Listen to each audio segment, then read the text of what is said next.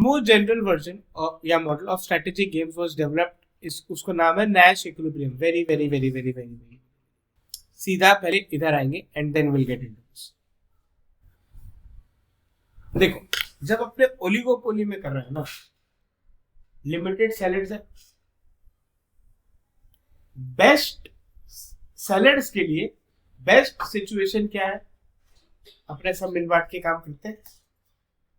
जब मन हुआ थोड़ा सप्लाई रोक दिया, जब मन हुआ थोड़ा डिमांड मैंने सप्लाई छोड़ दिया, तो मिल बांट के अगर काम करें तो सब लोग टोटल में ज्यादा कमाएंगे नेचुरली। अब ये अगर हम लोग की लड़ाई झगड़ा करने लगे तो घूम फिर के प्रॉफिट किसका है? कंज्यूमर का, अपना नहीं, कंज्यूमर का। मान लो उबर हो, रैपिडो, अब इन लोग अगर 2-3 जन 4 जन मिलके बैठ गए, भाई जो भी फेयर है ना 1-0 बढ़ा।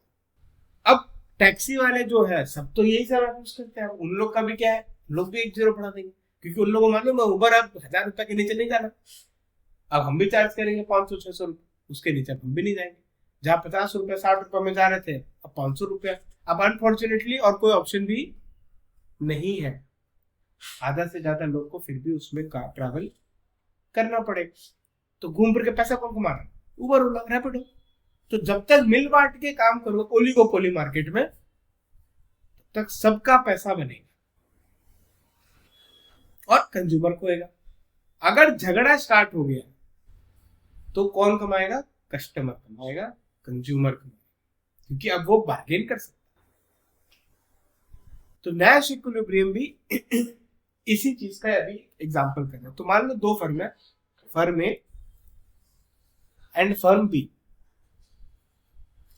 अब दोनों बैठ रहे हैं कि देखो एक काम करते हैं, हम भी ज्यादा दाम कर देते हैं, तुम भी ज्यादा दाम कर दो, और तो कोई है नहीं इस प्रोडक्ट को बेचने वाला, बैरियर्स टू एंट्री भी नहीं है, तो ठीक है। तो फर्म ए मान लो 1000 रुपया कमाता एंड फर्म बी मान लो 600 कमाता, तो टोटल में कितना कमाई हो गया? 1600 का कमाई। अब दोनों ज्यादा कमा, दोनों का प्राइस हाई।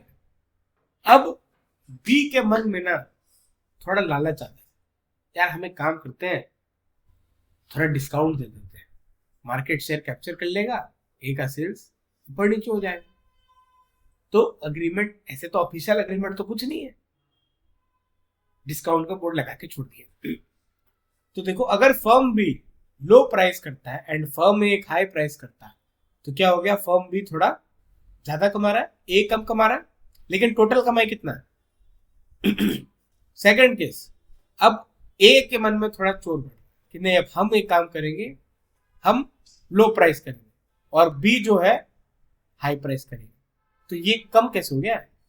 चलो ठीक है, डेटा दिया तो माथा नहीं लगाएंगे, एक हम अपने भी फिर देंगे इसके बाद। दोनों ए कमा रहा है इस केस में 160 एंड बी तो भाई कुछ नहीं कमा, तो टोटल कमाई अगेन कितना है? 160। अब दोनों ही क्रैश कर देंगे दाम, तो दोनों ही थोड़ा थोड़ा कमाएंगे, लेकिन टोटल कमाई कितना है? 240। तो नैश इक्विलिब्रियम क्या बोलना चाह रहा है कि भाई अगर आप लोग अग्रीमेंट करते हो तो घूम फिर के लॉन्ग रन में एक का तो नियत खराब होगा। अब एक का नियत खराब होगा तो भाई दूसरा का भी खराब होगा।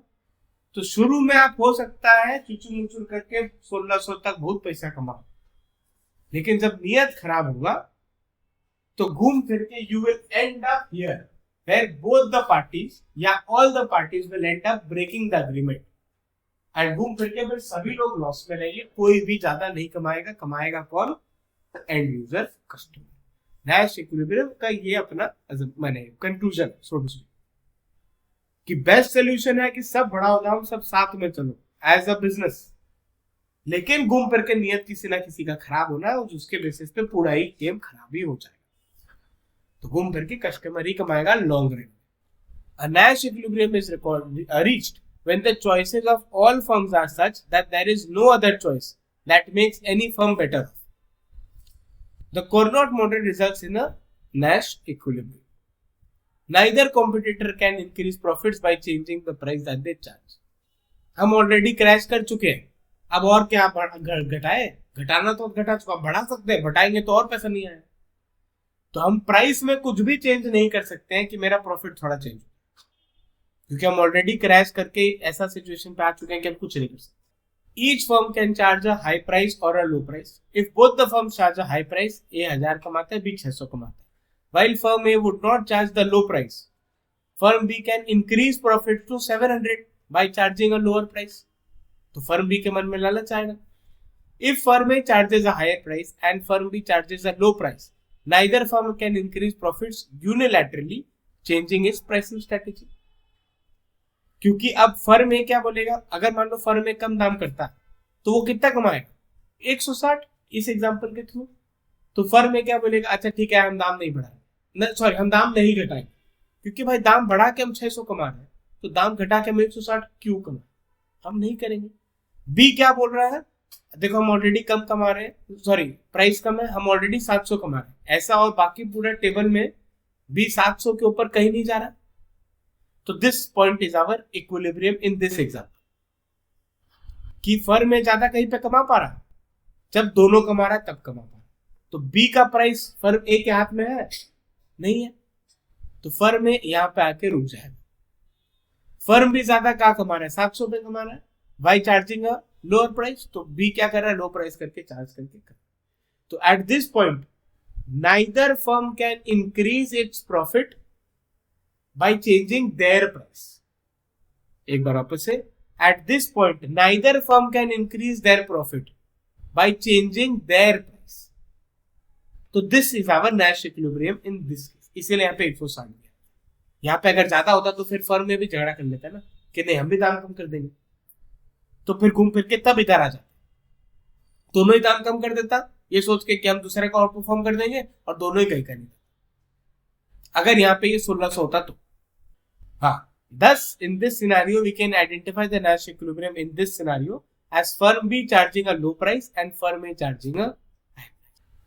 Thus, we have assumed that firms act competitively to maximize their individual profits.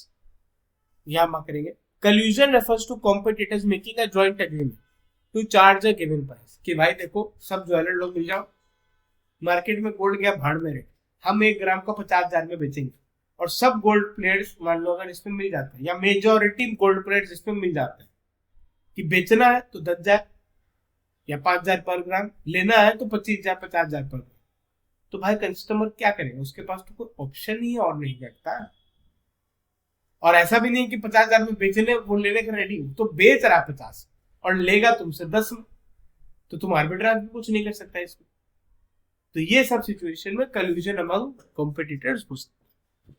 अब इसमें एक का लालच आएगा, अरे यार हम 30 भी अगर कर देंगे तो पूरा मार्केट मेरा, ऐसे करके सब लोग सोचने लगेंगे, तो फिर घूम फिर के क्या हो गया, वो अग्रीमेंट टूट जाए. तो सब लोग फिर घूम फिर के ब्रेक माने नॉर्मल सी में 10,000 तक वापस आ जाएगा. तो ओवरऑल फिर लास्ट में अगेन शॉर्ट टर्म में ऊपर नीचे हुआ, घूम फिर के वापस से इक्विलिब्रियम पे ही आता. एक का तो नेट खराब हो, एक का होते सबका हो जाए. एग्जाम्पल देख लो, ओपेक कार्टेल. ओपेक क्या होता है, जो अपना ऑयल इंडस्ट्री है तो उसका एक लीगल गुंडा जिसको बोलते हैं, तो वो ओपेक होता है, ओपेक कार्टेल. उसमें कंट्रीज सब रहता है, रशिया है, यूएस है, सब है इसमें. तो they decide the worldwide oil prices. उन लोग जो बोलते हैं मानना पड़ेगा, वो पाएंगे. Cartel member countries agree to restrict their oil production to increase world prices of. Member sometimes choose to cheat on the cartel agreements की भाई अलग से थोड़ा माल बेच. यहाँ पे तो मान लो को रिस्ट्रिक्ट करना है ना ताकि दाम बढ़े.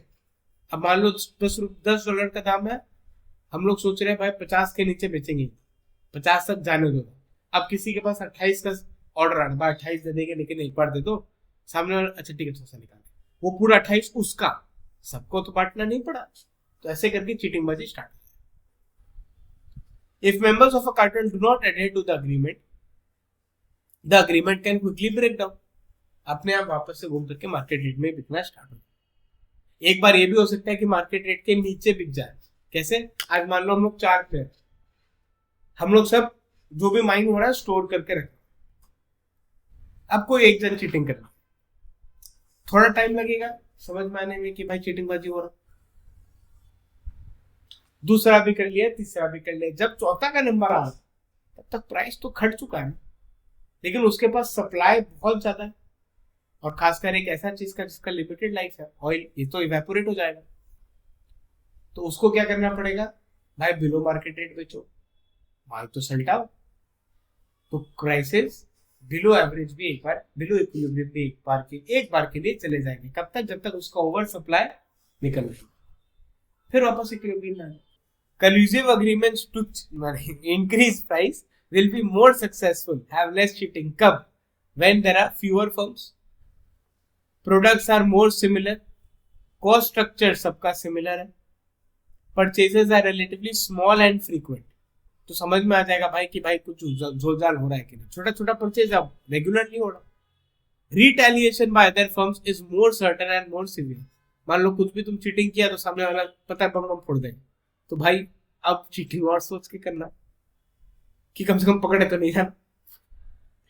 there is less actual or potential competition from firms outside the cartel. पता चला हम लोग तो सप्लाई रोक दिए, कोई और माल आके बेचना शुरू कर दिया, तो ये भी नहीं होना चाहिए। Final model of oligopoly behaviour is to consider the dominant firm model. मतलब एक फर्म है, इसके पीछे पीछे पूरा दुनिया जानता है। In this model, a single firm has significant circle करेंगे, छोटा मोटा मार्केट शेयर नहीं, significantly large market share because of its greater scale and low cost structure. मतलब मान लो पूरे इंडस्ट्री में 6 फर्म है, तो नॉर्मली 16% का एवरेज होना चाहिए। एक फर्म है, उसका 60% का मार्केट शेयर, तो भाई वो जो बोल दिया बाकी सबको मानना पड़ेगा, वो पाई नहीं। In such a model, the market price is essentially determined by the dominant firm. The other competitive firms take this price as given. उस पर हल्का फुल्का क्वालिटी के बेसिस पे जो ऊपर नीचे करना कर लो, बट मोटा मोटी इसी प्राइस के आसपास में आपको काम करना पड़ेगा। डोमिनेंट फर्म और स्टैकलबर्ग फर्म में ये डिफरेंस है कि स्टैकलबर्ग में मान लो अपना ये 6 फर्म है, बट जो हाईएस्ट है उसका मान के चलो अराउंड 22-23%, मतलब more distributed so to speak compare to dominant firm. और ऐसा कोई डिफरेंस नहीं, वो थोड़ा कम डिस्ट्रीब्यूटेड है, नहीं सॉरी वो थोड़ा ज्यादा डिस्ट्रीब्यूटेड है, इसमें एक फर्म ही मेजॉरिटी है, मतलब वो बोल दिया तो बोल दिया, बात खत्म। देयर इज नो, मतलब अगर बाकी 2-3 फर्म मिल भी जाए ना तो भी इसके आसपास नहीं, उस टाइप का काम नहीं है, ठीक है। हाँ वही सीएफ अदर कॉम्पिटिटिव फर्म, सीधा देखो ग्राफ पे आएंगे तो देखो जो मार्जिनल कॉस्ट है डोमिनेंट फर्म का वो बहुत कम है। अच्छा स्टैकलबर्ग में ये जरूरी नहीं है कि मेरा मार्जिनल कॉस्ट कम हो, मेरा हो सकता है हम खाली मार्केट शेयर हाई कर रखें, जरूरी नहीं है कि मेरा मार्जिनल कॉस्ट कम हो। डोमिनेंट फर्म में हम मेरा मार्केट शेयर इसीलिए ज्यादा है क्योंकि मेरा मार्जिनल कॉस्ट कम है, तो हम कम पे प्राइस में बेच सकते, बाकी सब वो अफोर्ड नहीं कर सकते क्योंकि उन लोग का इकोनॉमीज ऑफ स्केल ही उसके आसपास भी नहीं। अगर एग्जांपल लेना है तो मतलब नॉट कि वो डोमिनेंट फर्म है, हम ऐसा कुछ नहीं बोल रहा, बट स्केल ऑफ ऑपरेशंस की जब बात करते हैं कि मार्जिनल कॉस्ट किसका कम है, तो तुम मारुति का एग्जांपल ले सकते हो। उसका जो मंथली सेल है फॉरेन में उतना ईयरली सेल भी नहीं है कंपनीज का। फिर अगर पहले का बात करें तो पहले कंपनी था जनरल इलेक्ट्रिक, एसी वैसी आता था, नाम सुना? ओ जनरल बोलते थे, एसी आता है ओ जनरल। तो वो उस टाइम पे उसका जो सेल होता था, मतलब तुम अगर बाकी सब कंपनी का सब सेल भी मिला लो ना तो उसके आसपास नहीं। आज तो अब तो बहुत कम हो गया, अब तो बहुत कंपनीज आ गए, अब तो ना बंद हो रहा है एक तरह से, अब उसका बहुत कम हो गया। वही तो बोला, इसीलिए तो बंद हो गया, टपरवेयर वाला हिसाब हो गया, टपरवेयर का हिसाब हो गया। हाँ वही चीज, बट अब पहले के हिसाब से तो कम हो गया। हाँ अब आइडेंटिटी खत्म हो गया, वही चीज। तो वो उस समय वाज अ डोमिनेंट फर्म कि उसके पास इतना स्केल है कि उसका कॉस्ट ऑफ प्रोडक्शन फ्री हो रहा है, ना के बराबर। आज के डेट में अगर कंट्री वाइज बोले तो China is a dominant firm, वैसे बोले उसका कॉस्ट ऑफ प्रोडक्शन ना के बराबर, उस लेवल पे काम होता है। मतलब वहां पे आदमी का काम ही है कि खाली एक ठप्पा मारना, बस उसका दिन भर यही काम है, स्टैंप लिया हमारा, स्टैंप लिया हमारा, स्टैंप लिया हमारा, स्टैंप लिया हमारा, जाओ। तो यही काम, मतलब इस लेवल पे इकोनॉमिक ऑफ स्केल का काम है, प्राइवेट लिमिटेड। हाँ वही चीज है ना, तो इसलिए उसका कॉस्ट और बाकी सब का कॉस्ट में जमीन और आसमान का डिफरेंस है। वो इसलिए हो रहा है क्योंकि भाई, तो ये सब डोमिनेंट फर्म का कैरेक्टरिस्टिक है। अब मान लो चाइना का प्रोडक्ट चलने लग गया सपोज, या कंसिस्टेंटली चलने लग गया सपोज, तो फिर बाकी सब तो कंपटीशन में रहा ही नहीं, तो पूरा मार्केट शेयर उसका ही हो जाएगा। ऐसे भी उसका ही मार्केट शेयर ज्यादा है, बट सस्टेनेंस में मार्केट शेयर उसका ही ज्यादा रहेगा। तो इसीलिए मार्जिनल कॉस्ट डोमिनेंट फर्म का बहुत कम होता है compare to normal other firms, competitive firms. And बाकी तो ठीक है, मार्केट डिमांड देखो इतना है। अब इस डिमांड से मोस्टली डोमिनेंट फर्म ही डिमांड को केटर करता है।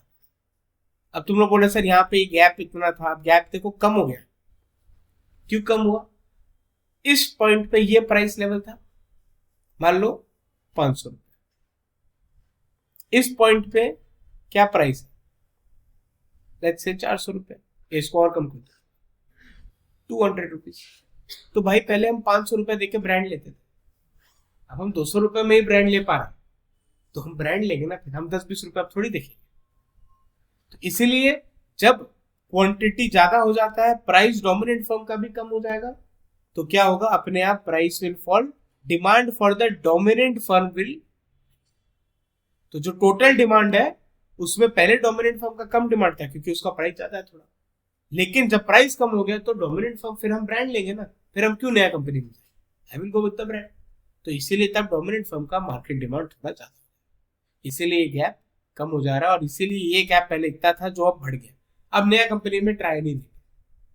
अब आईफोन ही मान लो 11,000 रुपए में फोन निकाल दिया सपोज, तो ज्यादा बोल दिया बट सपोज, तो भाई अब बाकी सब फोन इस रेंज का नहीं है, वो खत्म है। फिर कोई एयरसेल फेयरसेल अभी वो बंदी हो गया, बट वो सब कंपनी का फोन छूने भी नहीं वाला, सीधा आईफोन नहीं जाएगा भाई 11-12-21,000 रुपए। वन प्लस क्यों चला था उस समय? क्योंकि और कोई फोन नहीं था उस रेंज में। तो इसीलिए वो जब 25,000 या 23,000 में एक ही मॉडल निकाला था वन प्लस का, वो वन प्लस बोल के चलने लग गया। हाँ भाई भाई, तो इसीलिए क्योंकि उस रेंज में और कुछ था नहीं, तो अगला मार्केट निकाल के वो पूरा एरिया को कैप्चर कर लिया। अब उसकी वजह से तुम लोग देखना, जो 15,000 18,000 का कैटेगरी है वो खत्म हो गया। इतना सारा फोन था, इतना सारा फोन का कंपनी था उस समय, माइक्रोमैक्स था, लावा था, एयरसेल था, कितना कितना नाम भी नहीं।